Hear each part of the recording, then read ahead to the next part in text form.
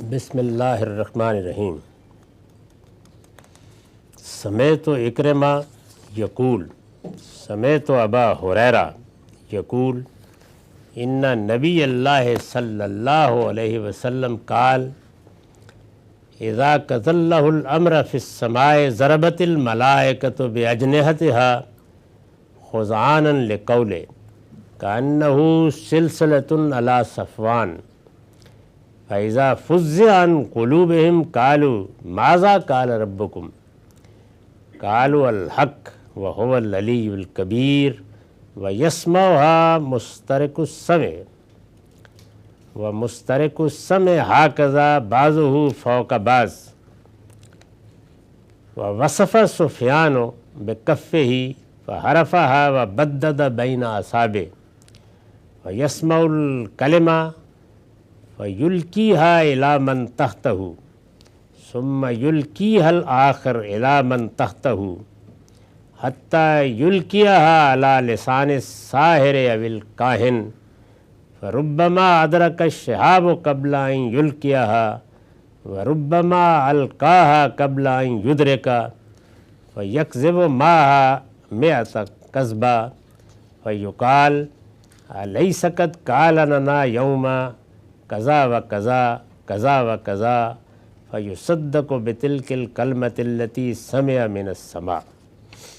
یہ صحیح بخاری کی روایت ہے، رقم ہے 4251۔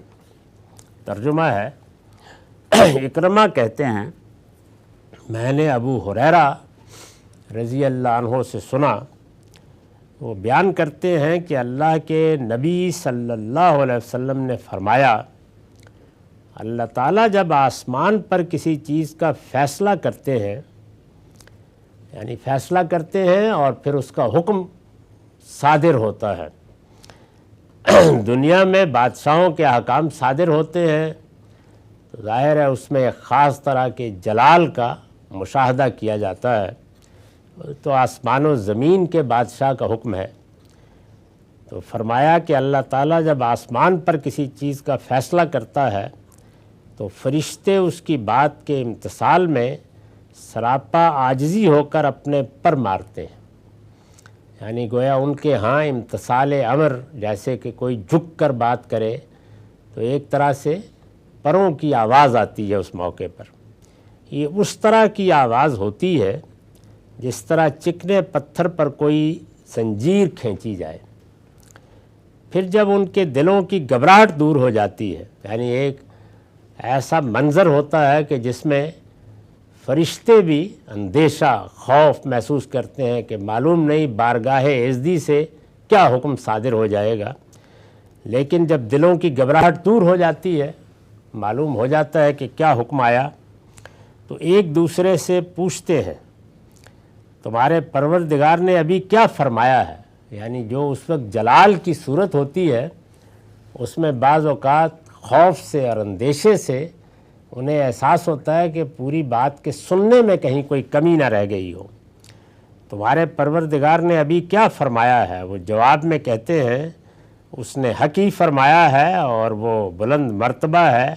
بڑی شان والا ہے۔ یعنی وہ سب کے سب ایک دوسرے کے سامنے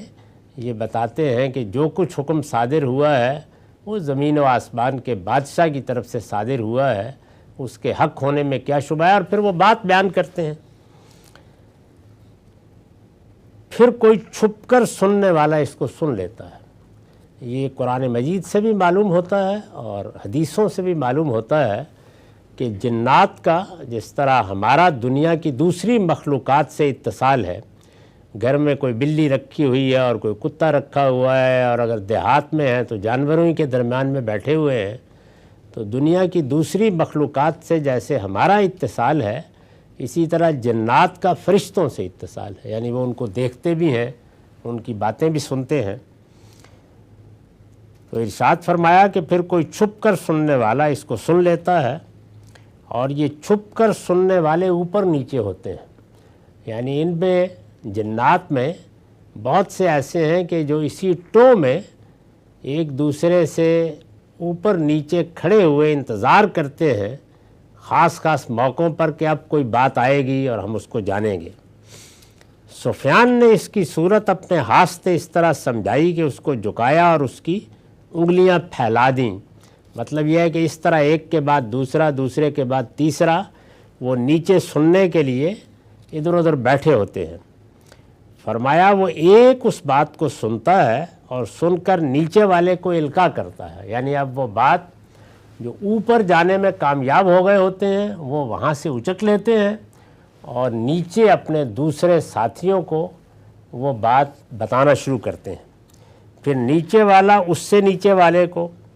یہاں تک کہ وہ اسے ساحر یا کاہن کی زبان پر القاء کر دیتا ہے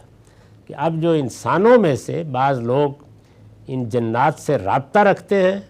فرشتوں سے جنات نے بات سنی، فرشتوں تک وہ بات اللہ تعالیٰ کے حکم سے پہنچی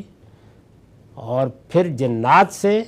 اس کو کاہنوں تک پہنچانے کا یہ سلسلہ اس طرح ہوتا ہے۔ جتنی بھی سن لیتے ہیں، کوئی ایک جملہ سن لیا، کوئی دو جملے سن لیے۔ اس میں بارہا یہ بھی ہوتا ہے کہ القاء سے پہلے ہی شہاب ثاقب اسے پا لیتا ہے، یعنی یہی موقع ہے جس کی قرآن نے بھی تصویر کشی کی ہے کہ وہ اوپر گئے ہوتے ہیں تو وہاں پر تارے ٹوٹ کر ایک سحاب ثاقب کی بارش ہوتی ہے جس سے ان جنوں کو یا ان اچکوں کو یا اس طرح باتوں کو اچک لینے والوں کو بھگایا جاتا ہے۔ تو ایسا بھی ہوتا ہے کہ وہ جو اوپر والا جس نے بات سنی اس سے پہلے کہ وہ نیچے والے کو بتائے، وہ شہاب ثاقب کا نشانہ بن جاتا ہے، جو میزائل کی طرح ٹوٹے پڑ رہے ہوتے ہیں، اس کا نشانہ بن جاتا ہے اور ختم ہو جاتا ہے۔ اور یہ بھی ہوتا ہے کہ اس کے پہنچنے سے پہلے وہ اسے القاء کر دیتا ہے، یعنی مارا تو جاتا ہے لیکن بات نیچے کہہ چکا ہوتا ہے۔ اب یہ بات جب نیچے پہنچ گئی تو پھر پے در پے ایک کے بعد دوسرے کے ہاتھ آتی چلی جاتی ہے۔ پھر وہ کاہن، یعنی جب وہ کاہن اور ساحر پر انسانوں میں سے جنہوں نے یہ بغل بنائے ہوتے ہیں اور اس طرح کے علوم سے جن کی دلچسپی ہوتی ہے اور جو جنوں سے رابطے پیدا کرتے ہیں، پھر وہ کاہن اس کے ساتھ 100 جھوٹ خود بولتا ہے، یعنی اب گویا وہ اپنی صلاحیت کا مظاہرہ کرتا ہے کہ بات تو کوئی ایک جملہ، کوئی دو جملے، کوئی ایک خبر یہ کان میں پڑی ہے، لیکن وہ پھر انسانوں کی نفسیات کا علم رکھنے کی وجہ سے اس میں 100 طرح کے جھوٹ ملا کے، جس طرح کے نجومی حضرات بھی ہاتھ دیکھنے والے بھی کرتے ہیں کہ جو تھوڑا سا اندازہ ہوتا ہے اور جس میں کچھ حقیقت بھی بعض اوقات ہوتی ہے، اس میں پھر جھوٹ پر جھوٹ ملانا یہ شروع کر دیتے ہیں۔ پھر وہ کاہن اس کے ساتھ 100 جھوٹ خود بولتا ہے، چنانچہ کہا جاتا ہے کیا فلاں فلاں دن اس نے ہمیں اس طرح کی بات نہیں کہی تھی۔ چنانچہ وہ جب جھوٹ بولتا ہے اس کے ساتھ تو جھوٹی بات تو جھوٹی ہی ہوتی ہے، تاہم اسے جھٹلانے کے لیے جب کوئی شخص مثال دیتا ہے کہ دیکھیے یہ ان کی پیشین گوئی تو بالکل غلط نکلی، یہ بات تو انہوں نے صحیح نہیں بیان کی تھی، تو فوراً ان کے حامی کہتے ہیں کہ اس دن تو بات ٹھیک نکلی تھی، اتنی بات میں تو یہ سچے تھے، تو وہ گویا ان کا دفاع اس طرح سے کرتے ہیں۔ تو رسول اللہ نے فرمایا کہ اس کا نتیجہ یہ ہوتا ہے کہ جو بات اس نے آسمان سے سنی تھی